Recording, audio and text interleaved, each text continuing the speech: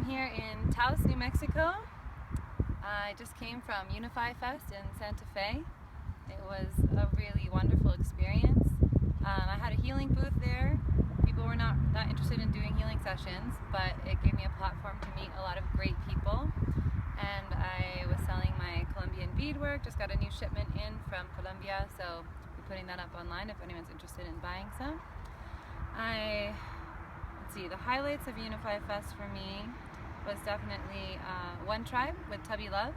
I actually had been hanging out with some of them up at Standing Rock, and I hadn't heard their music before, and they just released an album, just put it out last weekend, all about protecting the water and this whole paradigm shift that's happening right now, and trying to awaken people to our connection, our identity as one community, and that only when we realize that, it's up to us.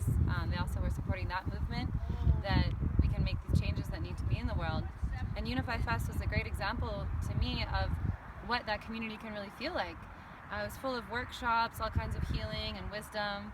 There were elders from all different cultures that come together, from the south to the north, and there was a lot of intention and ceremonies and prayer, and there was also just some loud music for dancing. There was a few sacred fires, and it's a type of environment where everyone is really kind to each other, very open. Like, you say hi, you smile to every single person, you hug them when you meet them. And for people that are not privy to that kind of opportunity, I really encourage you to seek out these environments where people relate in these ways.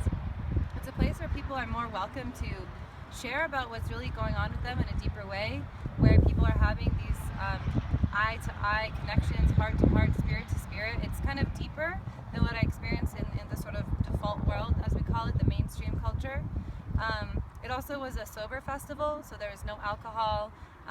It was really discouraged to use psychedelic substances. You know, some people did, that's fine, but that wasn't the main point of it. It was really about being present to one another and seeing each other.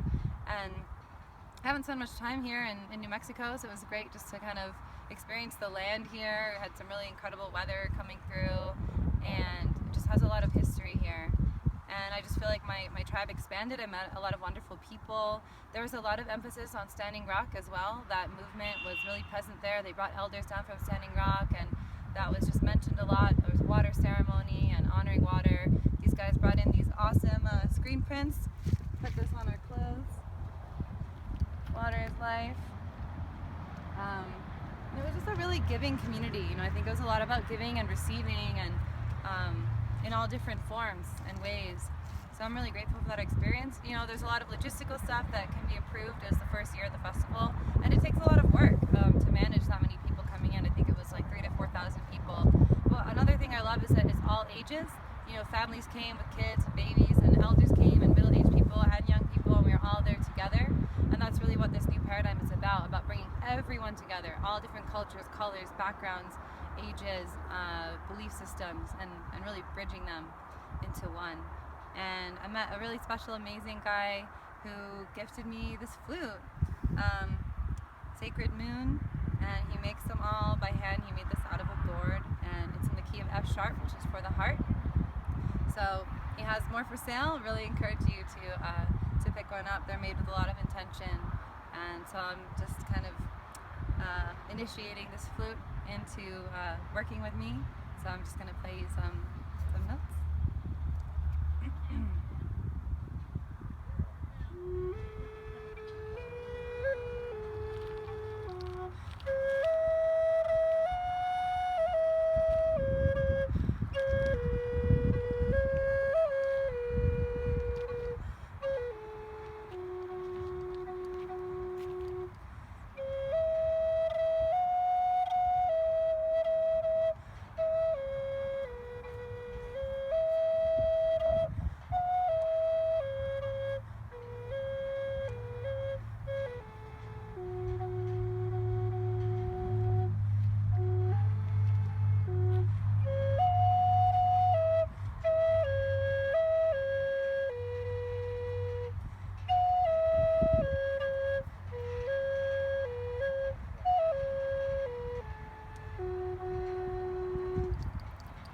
I just encourage you all to open your hearts, whatever that means to you, taking a risk, allowing yourself to be seen, opening up your vulnerability, sharing your truth with someone, just try to invite that more into your life. It can be really challenging and scary. We have a lot of thoughts and fears and stories that might keep us more inside and closed down and trying to protect ourselves. But I promise you, when you try to open your heart and find the right people to do that with, it can just enrich your life in a way that you can never go back.